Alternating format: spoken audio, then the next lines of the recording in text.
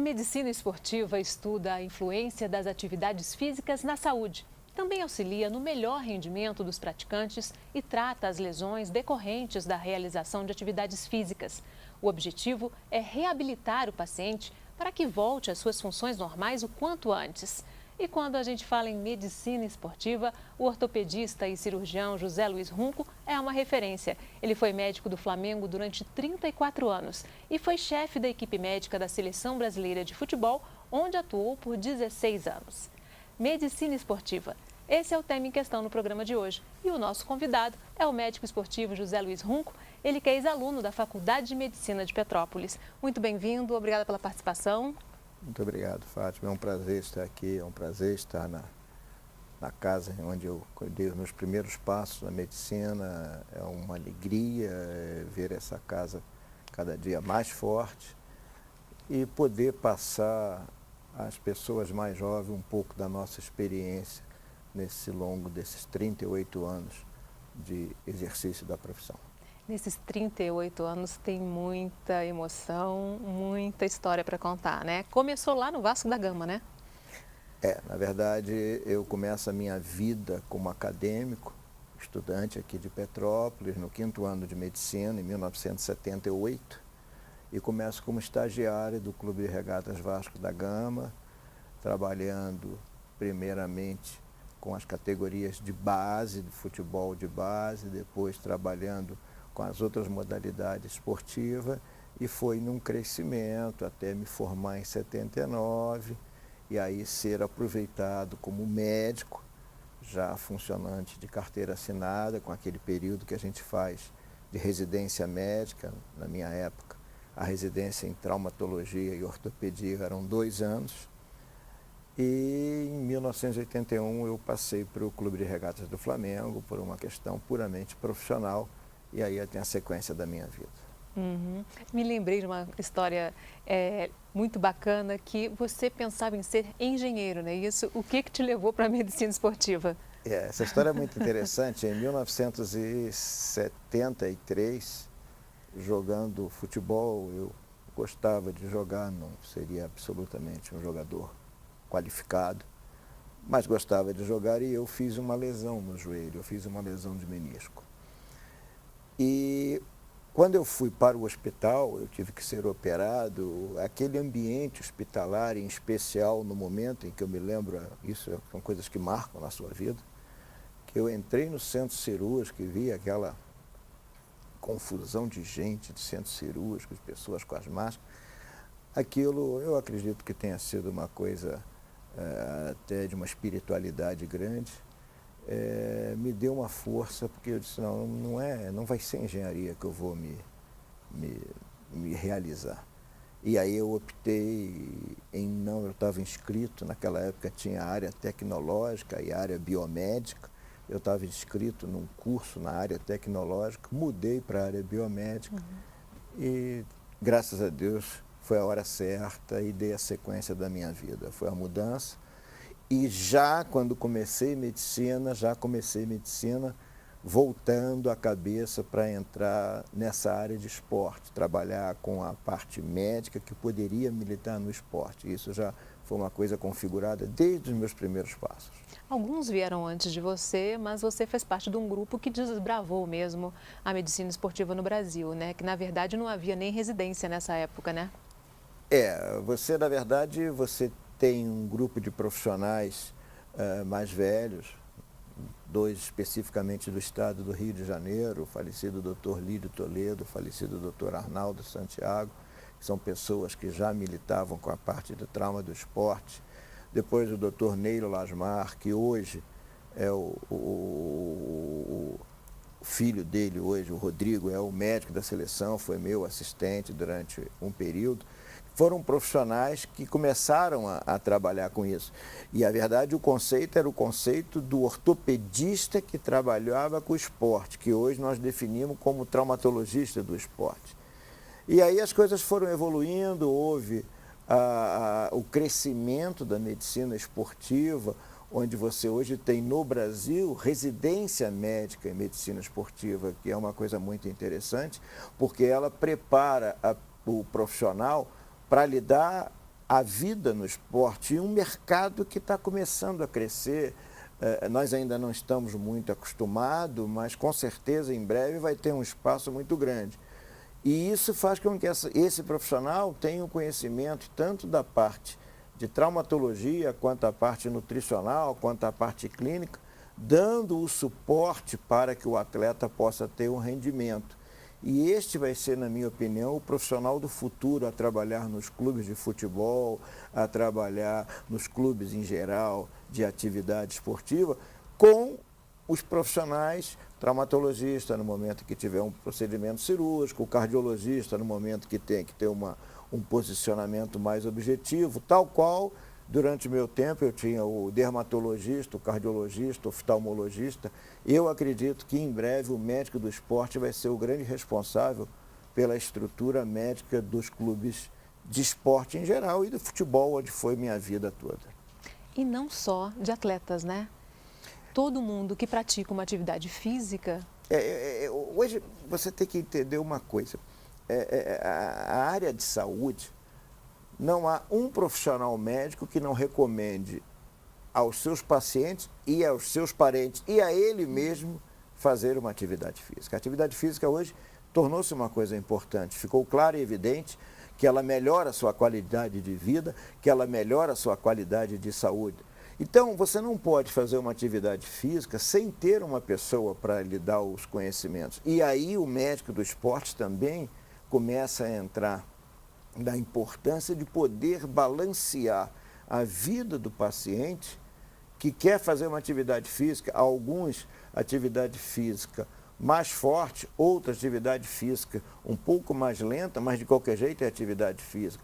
E a gente vai fazendo com que essa pessoa vá qualificando a sua vida.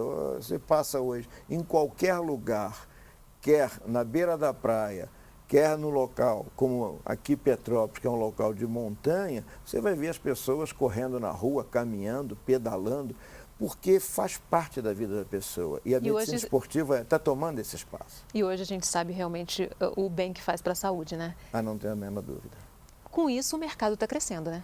Está crescendo. O mercado está crescendo, está havendo um maior número de pessoas interessadas, a residência em medicina esportiva no Brasil está começando a ganhar o seu perfil. E eu volto a dizer, eu acho que daqui a pouco vai ter um muito bom espaço, mas muito bom espaço, aquela pessoa que se chama nos Estados Unidos do team physician, né? Que é o médico do time, que é o médico da equipe. Esse é o sujeito que vai participar do dia a dia e eu acho que isso vai acontecer em breve no Brasil. Eu citei na abertura do programa algumas atribuições do médico esportivo, mas na formação aprende um pouquinho de várias coisas, inclusive de nutrição, né? Nós que somos de uma geração mais antiga, a gente tinha, na nossa formação, por exemplo, eu sou do tempo que o jogador de futebol não podia comer alface na salada, porque dava sono. Então a refeição do dia do jogo era caldo de feijão, purê de batata, um bife bem passado e arroz branco, e só isso. Hoje, massa, que é uma coisa que no decorrer da atividade ficou clara e evidente da importância do carboidrato, a gente não dava isso. Porque não havia esse conhecimento, né? Não tinha esse conhecimento. Depois o profissional de nutrição, ele entra e ocupa esse espaço, que eu acho que tem espaço para isso. Mas nada melhor do que ter um profissional de nutrição e um médico do esporte que também tem conceitos de nutrição, porque faz parte da formação dele. Ele faz 3 anos de residência, onde ele vai trabalhar isso, para que esse conhecimento dele, junto com o conhecimento do profissional de nutrição, cresça e qualifique mais o seu atleta. O diálogo fica melhor, né? Fica mais fácil. Todo mundo fala a mesma língua. Fica mais fácil, sem dúvida nenhuma, Fátima. Vamos voltar então para a tua carreira e esses 38 anos. Vamos falar um pouquinho de fatos marcantes na seleção brasileira. Você cuidou de Ronaldo Fenômeno, Rivaldo, Kaká. Eu rotulo a minha vida em 2 etapas. O primeiro fato marcante que eu tive não foi com a seleção brasileira principal. Foi quando eu fui campeão do mundo em 1985 com a seleção que na época chamava-se de Júnior, hoje chama-se de Sub-20. Então eu tive o prazer de ter o segundo título brasileiro. O primeiro foi em 1983 e o segundo foi em 1985. E foi quando realmente eu despontei no mercado, tendo um título internacional, mundial, que foi uma coisa importante. Eu já tinha tido o título internacional sul-americano, mas no momento em que você vem para o título mundial, ele pesa muito mais. E daquele momento a minha vida deu uma guinada muito grande e eu cresci muito nessa profissão. Depois eu tive a oportunidade de ter trabalhado 2 anos na Seleção Nacional do Iraque. Eu fui à Copa do Mundo do México em 1986 e volto para o Brasil em 88 e volto para o Flamengo, que foi o clube com quem eu me identifiquei muito durante a minha vida 34 toda. anos é uma vida foi mesmo. Foi uma né? vida com essa saída, mas foi uma vida muito grande. E em 1998, depois da Copa do Mundo, aí eu vou para a Seleção Brasileira. E surge um fato muito interessante. Foi logo na primeira Copa do Mundo em que eu sou campeão, penta no caso, porque era o 5º título que o Brasil ganhava. E tivemos 2 problemas de ordem médica e que eu me sinto orgulhoso em ter participado, que foram posicionamentos em relação a 2 jogadores que naquela Copa foram extremamente importantes. O Ronaldo, que vinha de uma lesão em que as pessoas não acreditavam que ele tivesse condições de jogar, e o Rivaldo, em que a gente teve que ter até um choquezinho com, na época, o departamento médico do Barcelona, em que os médicos lá alegavam que ele tinha que ser operado e eu sozinho comprei a briga, junto, evidentemente, com os profissionais que trabalhavam comigo, o Dr. Rodrigo Lasmar, o Dr. Serafim Borges, o fisioterapeuta Luiz Rosan. Foram pessoas que chegamos e brigamos e mostramos que não era isso, mas na verdade eu era o responsável, a caneta final era minha. E isso me deu uma repercussão muito boa, me solidificou no trabalho com a seleção brasileira principal, trabalho esse, que é um trabalho muito interessante, porque as pessoas não sabem, você não tem vínculo empregatício com a Confederação Brasileira de Futebol. Você é convocado. E acho que eu mostrei um serviço legal, porque eu fui convocado durante 16 anos. Então, isso é uma coisa interessante de você ter. Você ganha, evidentemente, seus prêmios, seus títulos, isso não vai se negar, mas o prazer de você ter trabalhado durante 16 anos no que todo mundo que trabalha em esporte quer, é chegar a servir a seleção nacional. E o título de campeão. Então, esse foi muito importante. A recuperação dessa dupla foi muito importante e marcante na minha vida. A recuperação do atleta e o retorno dele para a atividade é a maior recompensa, né? Você não tem a dúvida. Por exemplo, eu tenho hoje guardado comigo a camisa que o Rivaldo me deu depois do jogo. Nós acabamos o campeonato, ele foi e me deu a camisa, doutor, essa camisa é sua, eu transformei ela num quadro. Eu tenho de um jogador na época que jogou no Flamengo, chamado Leandro Ávila, que foi um caso complicado, porque nós fizemos uma cirurgia e infelizmente ele teve uma complicação. E quando ele voltou a jogar, ele também me deu essa camisa. Quer dizer, são coisas que marcam a sua vida. Porque quem trabalha com esporte, você atender um paciente e ver teu paciente bom, é um negócio interessante, mas você não convive com ele no dia a dia. Quando você trabalha no clube, que você faz o tratamento, você opera o jogador e você depois vê esse jogador jogando, você fica realmente muito feliz e é uma sensação de muito prazer. Ok, e você também pode acompanhar a Fase TV na internet. O endereço está aí na sua tela, youtube.com/fmpfase. Faça sua inscrição e receba os alertas dos novos episódios. Vamos fazer um rápido intervalo. No próximo bloco, a gente continua falando sobre medicina esportiva. O Em Questão volta em instantes. Até já!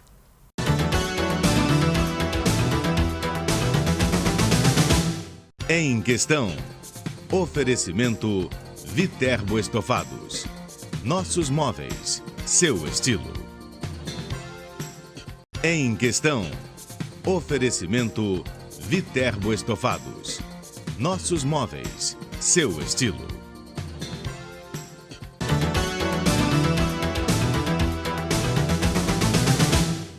O Em Questão está de volta falando sobre medicina esportiva. Nosso convidado é o ortopedista e cirurgião José Luiz Runco.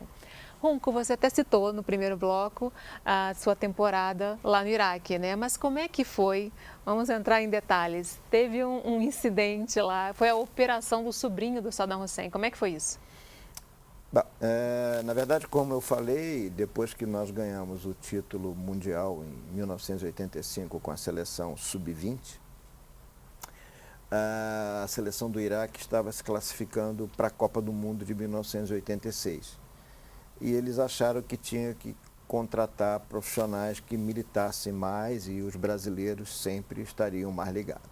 Já tinha um grupo de profissionais brasileiros trabalhando e eles vieram contratar um resto de profissionais e acharam que eu deveria ir. Achei interessante, jovem, enfim, eu ainda estava bem no início da carreira. Eu, evidentemente, tinha a oportunidade e fui. E essa história é muito interessante porque ela marcou um pouco a minha vida. Aliás, foram dois fatos. Esse e depois, se você quiser, eu conto da CBF na seleção principal. Eu cheguei no Iraque em janeiro de 1986 e eu tinha 4 dias de Bagdá. Eu estava só, não estava com a família. E eu recebi à noite um chamado do intérprete, a gente tinha um intérprete, dizendo: o presidente quer falar com você. E toda vez que mencionava-se presidente, mencionava-se uma pessoa que está falecida, que era o Uday Saddam Hussein, filho do Saddam Hussein, que era o presidente do Comitê Olímpico Iraquiano, presidente da Federação de Futebol. E me levaram a um local, um hospital, e neste local eu examinei ele, que tinha um problema no tornozelo, relativamente simples. E ao terminar, ele, o filho do Saddam. Isso, o Uday, isso. Que é chamado de presidente por ser presidente do comitê. E ao terminar, ele entra um jovem com o joelho sem poder esticar, com um par de muletas, e me dizem que eu deveria examiná-lo. E eu examinei e constatei que ele tinha uma lesão que, com certeza, era uma lesão cirúrgica. E na hora disseram: bom, então você opera ele. E aquilo ficou um negócio muito complicado. Eu, 4 dias, jovem, eu olhei para ali e tentei encontrar algumas maneiras de não ficar com esse compromisso. Aí eu, depois, no decorrer da conversa, tinha um iraquiano médico, uma pessoa que me ajudou muito depois, nos 2 anos que eu fiquei lá, com uma formação inglesa. E aí nós começamos a conversar em inglês, nós começamos a discutir o caso e ele concordou com o que eu tinha falado. E aí eu perguntei a ele como era a anestesia. E ele disse que a anestesia era geral. É um tipo de anestesia. Eu fiz uma cara assim, meia não muito satisfeita. Eu disse: não, mas no Brasil nós estamos acostumados a fazer esse tipo de operação com uma anestesia, um bloqueio, que é na coluna, né? E aí o Uday virou... Com o paciente consciente, né? O Uday virou para mim e falou: quem é que faz anestesia para você no Brasil? Eu falei: é minha esposa. Ele falou: então traga ela. Eu tinha filhos, minha filha tinha... Nesse período, minha filha tinha 4 meses. Eu falei: não dá, não tem condições. E aí eu vi que não tinha jeito. Não tinha jeito. Ou opera ou opera. Ou opera ou não está aqui para contar essa história. E aí eu falei: vamos embora. Quero conhecer os hospitais. E com 6 dias eu operei e depois eu vim saber quem era. Nada mais era do que o sobrinho do Saddam Hussein. E era uma cirurgia de menisco, que na época a gente não fazia por videoartroscopia, fazia com a metodologia convencional, que é o que a gente chama de céu aberto, cortava. Mas, mais uma vez, eu fui iluminado e a cirurgia correu muito bem. Mas sob pressão, né? É natural. Psicológica. É natural. A cirurgia correu muito bem e o menino voltou. Ele jogava bola lá com a família, enfim. E isso deu uma repercussão muito boa. Foi onde eu me consolidei com... E a partir daí ficou mais tranquilo para você lá, né? A partir daí eu fiz lá, nesses meus 2 anos eu fiz umas 52 ou 53 cirurgias. Aí cresceu, eu operei parente de jogador, eu operei jogador. A coisa foi uma desenvoltura legal no sentido de aprimoramento técnico. Eu era jovem e você jovem é até mais impetuoso, então a gente fazia as coisas assim com uma vontade. Tinha a sorte de ter um grande amigo que eu tive durante os 2 anos, que foi o professor Oscar Saldanha, que fazia a parte, naquela época a gente não tinha aquele conceito de fisioterapeuta ainda, então você tinha o professor de educação física que fazia uma pós-graduação em reabilitação.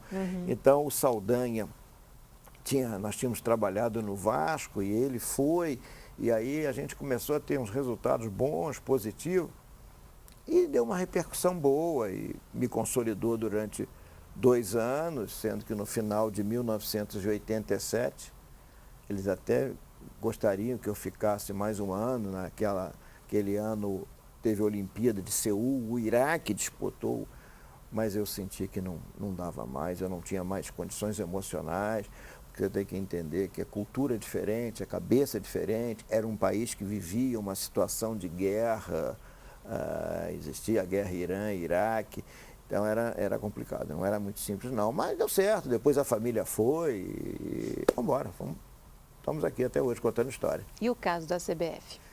O caso da CBF também foi muito interessante. Quando eu assumi a seleção brasileira, logo após a Copa do Mundo em 98, com 15 dias de médico da seleção, na época o presidente, que era o Ricardo Teixeira, quebrou o fêmur. Caiu do cavalo e quebrou o fêmur. E eu operei ele. Então foram 2 momentos também muito interessantes, porque você pegou logo de cara nada mais, nada menos do que o presidente da entidade que você estava entrando. De novo o presidente, né? E eu peguei, aí já um pouco mais maduro, já estava no meu país.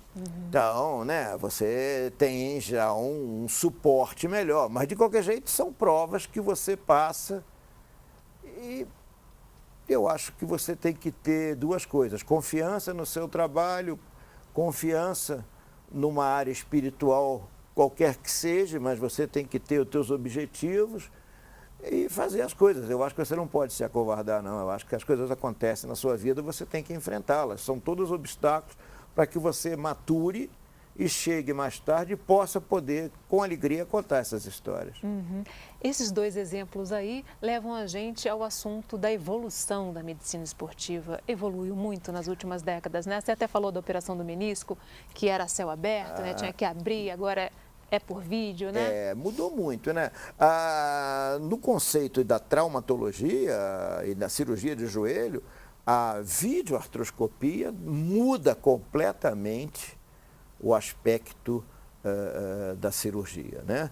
E hoje as cirurgias endoscópicas, elas tomaram espaço. Então hoje você opera coluna, punho, cotovelo, tornozelo, quadril, cirurgia abdominal, cirurgia ginecológica, cirurgia urológica. Hoje um profissional médico que é cirurgião e que não tenha essas especialidades na mão com esses conceitos, ele fica meio perdido. Por mais que eu acho que, já que nós estamos dentro de um programa que fala de saúde, há que se preparar para que ele esteja preparado, porque se alguma coisa acontecer, você está lidando com um aparelho, você esteja capacitado de resolver o problema do seu doente, porque são coisas que às vezes acontecem. É lógico que hoje a grande maioria dos hospitais estão todos muito bem equipados, todos têm gerador, mas eu acho que a formação também tem que te preparar para situações difíceis. E lembrar que, às vezes, alguns locais desse nosso grande Brasil, você não tem essa dinâmica e você tem que estar preparado, você se forma para isso. Mas, evidentemente, a cirurgia artroscópica, ela muda completamente. Então, eu que fui operado, por exemplo, como era antigamente, você ficava 15 dias de muleta, não botava o pé no chão. Aí que você ia começar a fazer um trabalho, nisso também desenvolveu a fisioterapia. A fisioterapia hoje é uma profissão maravilhosa, que tem que ser muito respeitada, porque tem profissionais sérios, conceituados e que qualificam o seu trabalho. Então, a fisioterapia era lenta, não tinha esse conceito de fisioterapia. E a medicina esportiva, a traumatologia esportiva, ela não evoluía. Então, hoje você pega jogadores retornando muito mais precoce, pacientes com condições de trabalhar muito mais precoce, atletas que levariam um tempo grande retornando às atividades e as especialidades correlatas. A cardiologia desenvolveu, você hoje tem procedimentos profiláticos, porque a grande coisa da medicina esportiva, que eu acho que deve ser o conceito da medicina, chama-se profilaxia. Você tem que evitar. Evitar. Nós brasileiros não temos muito esse conceito, né? A nossa cultura é botar o cadeado depois que a porta foi aberta. Mas eu acho que a gente precisa ter esta cultura. Eu acho que a gente precisa pensar numa medicina profilática, e a medicina esportiva, ela é fundamentalmente profilática. E tem também o aspecto de aproveitar melhor para o organismo, melhorar o rendimento, né? Tem toda a evolução nessa questão também, né? Porque no momento em que você coloca o teu paciente, independente, porque isso é uma coisa que eu também gosto de colocar. Trabalhei com atletas de altíssimo nível, mas o relacionamento sempre foi médico-paciente. Naquele momento ele é um paciente, independente se ele é um atleta de altíssimo nível. Se você puder fazer tudo para melhorar a performance dessa pessoa, levando a menos desgaste do corpo dele, é vantajoso. E aí a gente entra na questão das lesões muito frequentes, né? Da incidência de lesões em atletas de alto rendimento. Por quê? Eu acho que a gente tem que fazer uma análise bastante fria e com cuidado sobre esse tema. Por quê? Porque hoje a demanda de jogos é absurda, Especificamente vamos falar do futebol, mas eu acho que a gente pode falar das outras modalidades. O business que virou isso, o efeito financeiro, faz com que um atleta passe a ser usado no maior do seu limite. Isso é uma coisa muito clara. E as pessoas que trabalham com esse atleta, médico, fisioterapeuta, nutricionista, fisiologista, preparador físico, psicólogo, odontólogo, essas pessoas têm uma obrigação muito grande de tentar, primeiro, evitar que essa pessoa se machuque e, no momento em que ele se machuca, tentar recuperá-lo rápido. E a sobrecarga é muito grande. Eu acho que as lesões, elas vêm principalmente pela sobrecarga. Isso é o primeiro item. Aí começa a vir outros itens. Desgaste, viagem, campos, tipo de treinamento, profissionais capacitados ou não capacitados. No futebol, essa mudança contínua de metodologia de trabalho. Você começa com um treinador, se o resultado não acontece, imediatamente troca-se esse treinador, nisso troca toda a metodologia de trabalho. Até você conseguir orquestrar isso, é ruim. E aí a saúde do atleta, na minha opinião, que é a saúde do ser humano, que é o conceito da gente formatar as pessoas, ela começa a ser prejudicada. Então, eu acho que a sobrecarga que a gente tem através de jogos em excesso, a sobrecarga que você tem no Brasil pelos deslocamentos que você tem, a demanda financeira que isso passou a ter e, às vezes, a má capacidade das pessoas que trabalham com esse atleta vai fazer com que ele sofra muito. E o fato da profissionalização estar acontecendo cada vez mais cedo também tem um impacto sobre a saúde desses atletas? Eu acho que sim. Eu acho que...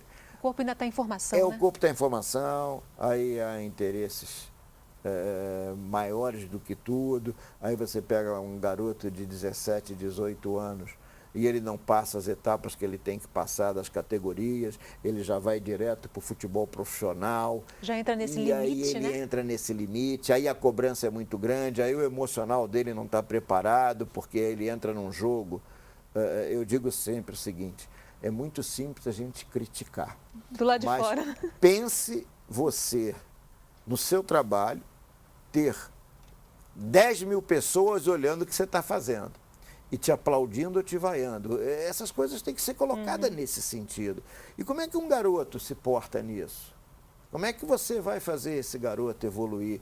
Então, eu acho que, como a coisa está muito dinâmica e como a resposta envolve muito o aspecto financeiro, que virou um grande business, às vezes esse desgaste é grande. Não há tempo nem para o físico se desenvolver, nem para o emocional, né? Sem dúvida. E sem cabeça, às vezes o físico não consegue render. Ok? E se você perdeu um pedacinho do programa ou quer compartilhar o episódio, passa lá no youtube.com/fmpfase. Vamos fazer mais um rápido intervalo. No próximo bloco, a gente continua falando sobre medicina esportiva. O Em Questão volta em instantes. Até já!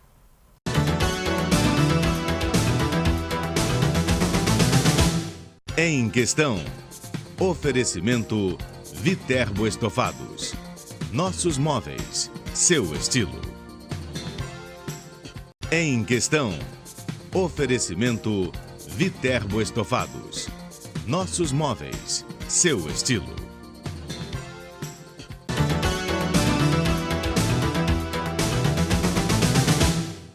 O Em Questão está de volta falando sobre medicina esportiva. Nosso convidado é o ortopedista e cirurgião José Luiz Runco. Runco, hoje as crianças brincam cada vez menos nas ruas, né? Naquelas atividades que realmente fazem com que o corpo se movimente. A importância de criar desde cedo o hábito da atividade física. Eu acho que isso entra até numa conotação política. A primeira coisa que a gente fica triste é ver que as aulas de educação física nas escolas, elas estão cada vez menores. Isso, na minha maneira de pensar, não é interessante, é ruim. Era importante que as aulas de educação física fizessem parte forte do currículo dessas crianças. Por dois grandes motivos. Um, pela saúde. E outro, porque aquilo motivaria essas crianças a partirem para a área desportiva, tirando essas crianças de uma série de coisas que poderiam comprometer e que podem comprometer a vida dele no futuro.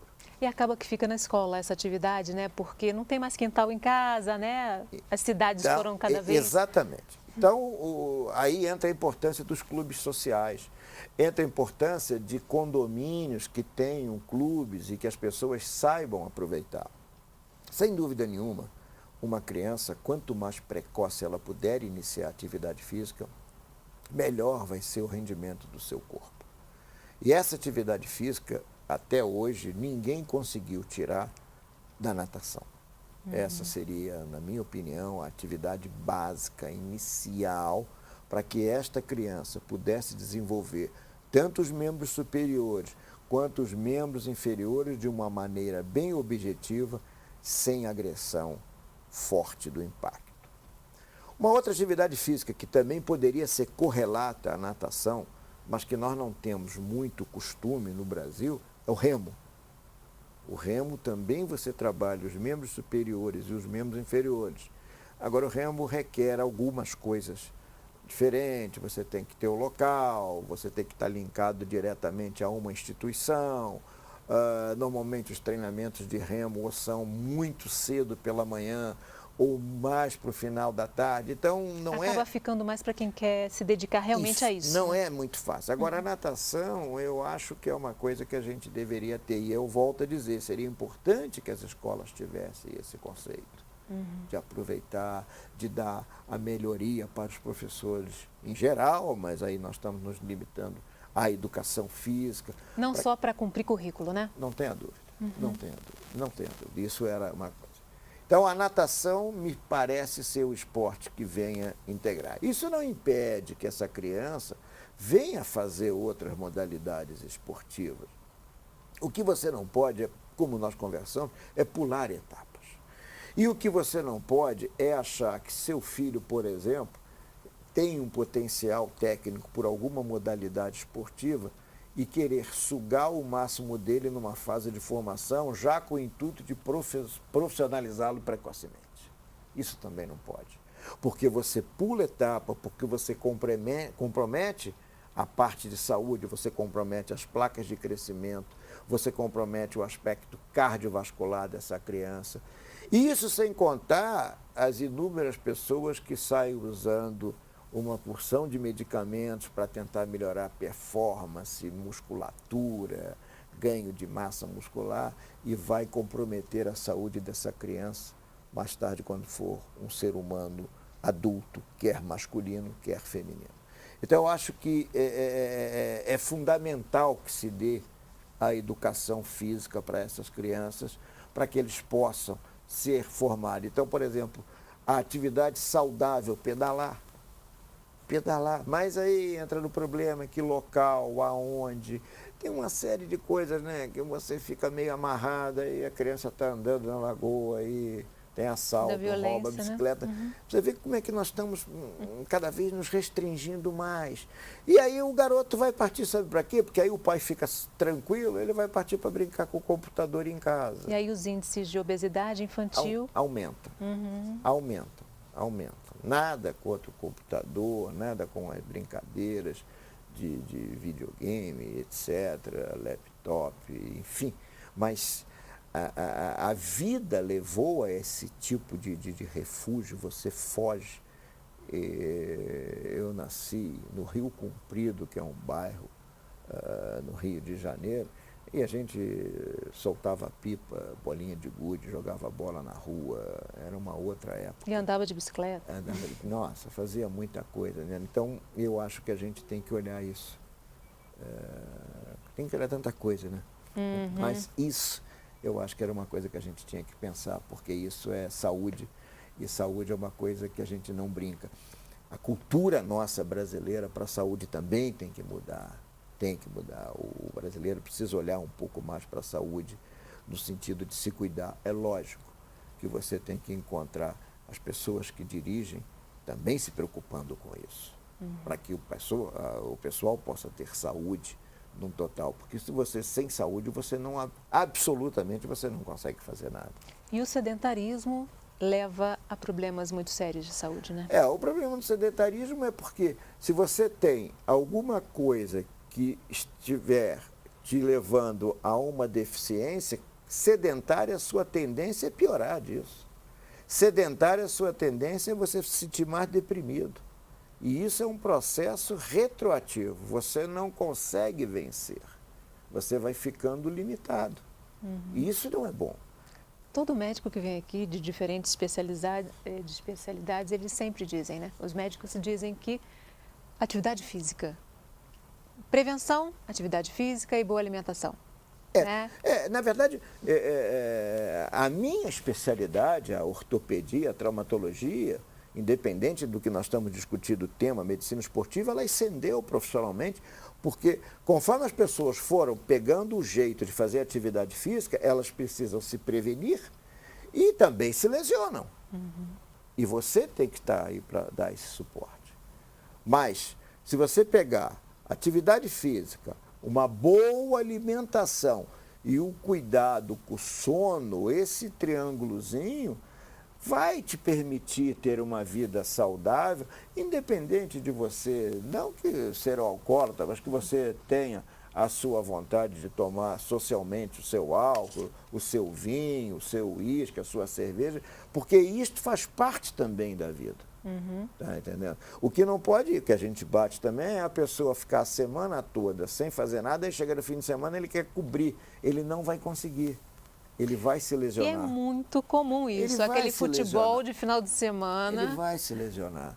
Então, a recomendação que a gente deixa para as pessoas é, primeiro, quando você vai partir para fazer uma atividade física, primeiro, olhe o aspecto cardiovascular. Olhe o seu coração, veja como é que você está clinicamente, se você é uma pessoa que tem alterações, então vá fazer um exame de sangue, se você tem alguma alteração metabólica que possa comprometer a sua saúde no momento que você vai fazer atividade física. Feito isso, Algumas coisas na traumatologia pode ser vista. Por exemplo, tem pessoas que têm o pé chato, tem o pé supinado, tem o pé pronado. Então, são Desvio de posições coluna. que você pode ajudar para que ele possa fazer atividade física e aí, inclusive, buscar essa melhora. Vá buscar um calçado decente, vá buscar uma roupa de atividade física decente, para que você consiga ter qualidade. Vá buscar atividade física, por exemplo, que não tem impacto. E aí entra mais uma vez a medicina esportiva, porque o médico do esporte, ele tem essa visão. Ou a pessoa também tem um problema na coluna e nem sabia, e se for sem passar pelo check-up antes, eu acho que pode agravar, você pode né? sobrecarregar, sem dúvida nenhuma. Como que você classificaria a medicina esportiva brasileira dentro do cenário mundial? Está muito bem. Estamos bem? Muito bem. Performance excelente. Hoje nós temos profissionais no Brasil todo, de norte a sul, leste a oeste, extremamente capacitados, e isso nos deixa muito satisfeitos. E eu, particularmente, me sinto muito orgulhoso porque alguns colegas dizem que a gente, no nosso trabalho, conseguiu até criar uma boa visão sobre medicina esportiva no trabalho que a gente desenvolveu com futebol, com o Flamengo, com a seleção, mas hoje todas as modalidades esportivas, o Comitê Olímpico Brasileiro, profissionais de altíssimo nível em todas as modalidades esportivas, gente boa, gente interessada, alguns até ex-atletas, quer dizer, então você consegue ainda associar o que você tinha na tua performance de atleta e o que você pode obter como médico. Então está muito bem, é muito respeitado. Quais são os desafios hoje da medicina esportiva? Eu acho que o grande desafio é você, primeiro, conseguir que o atleta tenha performance com poucas lesões. Não existe lesão zero. Não existe. Isto é propaganda enganosa. Ninguém consegue ter um atleta com lesão zero. Até porque, já dizia um grande ex-jogador de futebol, comentarista de futebol hoje, o nosso querido Júnior, atleta, que não tem dor, não é atleta. Não existe você conseguir botar um atleta dentro de uma modalidade, de qualquer modalidade esportiva, que ele não entre com um pouquinho de dor. Existem dores incapacitantes e existem dores que faz parte da atividade. Então, o grande desafio é você manter este atleta dentro do seu limiar de dor, que ele consiga trabalhar. A importância da psicologia desportiva, porque ela trabalha isso, a importância da fisioterapia, porque ela trabalha isso, a importância da fisiologia do exercício, para que você tenha, junto com o profissional médico, profissionais que possam dar esse suporte. Então, o primeiro grande desafio é o teu atleta de alto nível conseguir manter-se de alto nível durante a temporada dele. E o segundo grande desafio é atletas lesionados ou atletas idosos que já sofreram lesões e você conseguir mantê-lo em atividade, que nós estamos conseguindo. Temos alguns atletas hoje no futebol brasileiro e em outras modalidades esportivas, numa faixa de idade que dizia, chegou nos 40, acabou. Aliás, minto, chegou nos 30, acabou. E hoje você tem atletas de 42, 43, jogando, disputando em alto nível. Por quê? Porque a medicina esportiva, a fisioterapia, a nutrição, a psicologia, os grupos de trabalho interdisciplinar, porque ninguém faz nada sozinho, isso é um grupo de trabalho interdisciplinar, você consegue dar qualidade para o teu atleta. E por outro lado, esse é o lado da medicina esportiva, por outro lado, para evitar tanta lesão e tanto desgaste, mudanças nos calendários, né? Mudanças um pouco aí nesse mercado. Isso eu acho que é uma coisa que você tem que tentar dissociar o esporte do business. São coisas que vão... Acho que nós ficamos um período no esporte sem business. Hoje eu acho que o business está predominando no esporte, mas eu acho que nós vamos encontrar o ponto de equilíbrio para que você tenha performance total do teu atleta. Que não dá para considerar o atleta uma máquina, né? Não é. Não é. Nosso tempo está quase terminando, então gostaria que você falasse um pouquinho sobre como é para você trazer essa experiência toda para os alunos da faculdade que estão aí nos primeiros passos da profissão, que pode ser que sigam esse caminho da medicina esportiva, né? Eu acho que o que eu pretendo passar para eles, desse papo com eles hoje é primeiro dizer a eles que há 38 anos atrás eu estava sentado onde eles estão. E isso é uma coisa que eu acho que marca, no mesmo local. No mesmo local, porque o local eu tive aula lá, eu assisti aula lá. E dizer a eles que ponham como objetivo, agora como objetivo para conseguir o seu objetivo de profissão, não é como objetivo de só ganhar dinheiro, porque isso vai acontecer naturalmente, quando você exerce a profissão com decência, com seriedade, com qualidade, isto vai acontecer. Não tem a menor dúvida. Né, Rum? Tem que ter paixão, como tudo na vida tem que ter paixão. E aí você vai conseguindo o seu espaço. E no momento em que você conseguir seu espaço, dedique ele. Faça isso com carinho. Se você está sentindo que você não tem mais condições, não faça. Se você está sentindo que aquele caminho não faça isso. E é isso que eu vou tentar passar para essa turma, que é uma turma jovem, e que tem hoje essa oportunidade de, desde o início da faculdade, eu não tive isso, eles estarem convivendo com isso. E gente mais velha falando, eu acho que eles têm que aproveitar. Para finalizar, Runco, qual o perfil do médico esportivo? O que ele precisa ter? Primeiro, eu acho que ele tem que gostar de esporte. Eu acho que essa é a condição sine qua non. Porque se ele não gostar, ele fica aquele cara que trata, mas não vibra. Segundo, ele tem que ser uma pessoa vibrante. Para você trabalhar nisso, eu acho que você tem que vibrar. E terceiro, ter a alegria de ver, como qualquer médico, mas o nosso, então, como eu falei, que você vive o dia a dia, você pega a pessoa quando ela se machucou, você trata essa pessoa e depois você vê a pessoa fazendo a atividade. Isso é uma coisa que não tem preço, sabia? É uma coisa que realmente isso vai te deixar qualificado e feliz na atividade que você está fazendo. E disponibilidade para uma dedicação quase integral, né? Tem muita viagem aí, tem muito final de semana, aí né? Vai depender de parceria, com quem você está convivendo, vai depender de espírito, das pessoas que estão na sua família entenderem isso. É sacrificante. Não olhem só a coisa no fim, porque para chegar até o fim, ela é sacrificante. Ok, infelizmente nosso tempo terminou. Agradeço muitíssimo sua participação, Runco. Não, muito obrigado, Fátima. Eu fico muito satisfeito. Eu agradeço o convite de vocês. E a gente tem um encontro marcado no próximo Em Questão. Espero você. Até lá.